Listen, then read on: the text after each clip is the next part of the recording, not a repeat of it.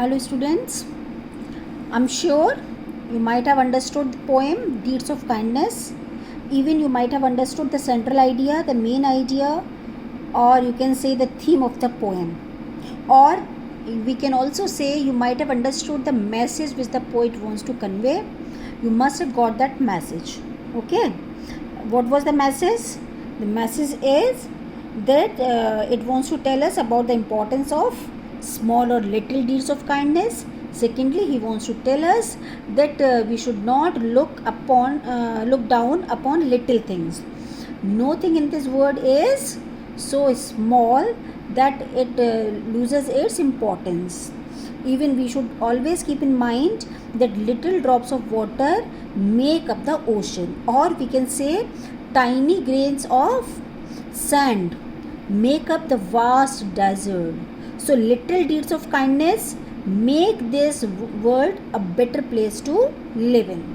हम लोग छोटी छोटी whatever little deeds of kindness we are doing, those deeds of kindness are making this world beautiful and a better place to live in.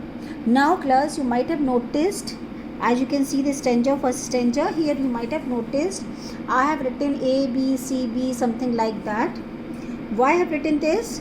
To tell you about the rhyming scheme of the poem.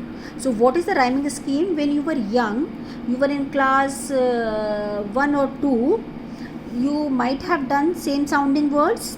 You have done cat, bat, mat, or pin, sin, in, isn't it? Or sit, bit, kit. So what are these? House, mouse. So what are these? These are same sounding words. So rhyming words are also known as same sounding words. So here we are going to do same sounding words, but we are going to do in a different way, that we are going to know the rhyming scheme of the poem. We are also going to know the rhyming scheme of the poem. How do we come to know rhyming scheme? What we have to do is see the line, each line, and notice the last word. For example, last word of the first line is cowslip, last word of second line is cup, third line is flower, last word of fourth line is up, last word of fifth line is traveler, sixth line is smell, seventh is grief, and last one is dell. Now we must start matching their sounds. Cowslip. Cowslip is the first sound, very first sound. So I have written A. Means I have given A to this so that it could be recognized, it could be noticed. I have written A to this sound, cowslip. Now we say cup. Do you think cowslip and cup are rhyming together? No, they have different sounds. Cowslip has different sound and cup has different sound, so they are not rhyming together, they are not the same sounding words. So rather than, here we have written A, so the second sound will be B. First sound is A, second sound is B. Now see the third word. Okay, third line, last word is flower. Do you think flower is rhyming with cowslip? No, it is not having the same sound. Flower is has same sound like cup? No, it has different sound. So this sound will be given C. So cowslip A, cup B, flower C. Now up. Do you think up is rhyming with cowslip? No, it is not rhyming with cowslip. Do you think up is rhyming with cup? Yes, it is rhyming with cup. It means it has the same sound which cup is having. And to cup we have given B. So we'll write down B here also after up. Means BB shows that these two words, they have the same sound. Now last word. Always whenever we are checking or finding out the rhyming scheme, we have to see only the last words. We could not find out using any other word from inside the stanza.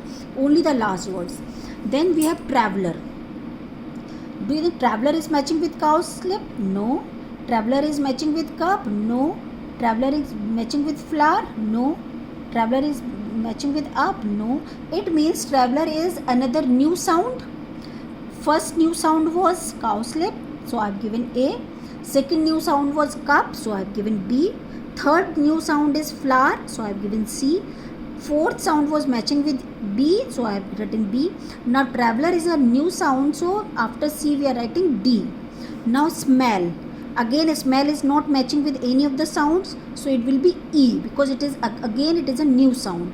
Next is grieve. It is also not matching with anyone, so it is also F. It will be given F.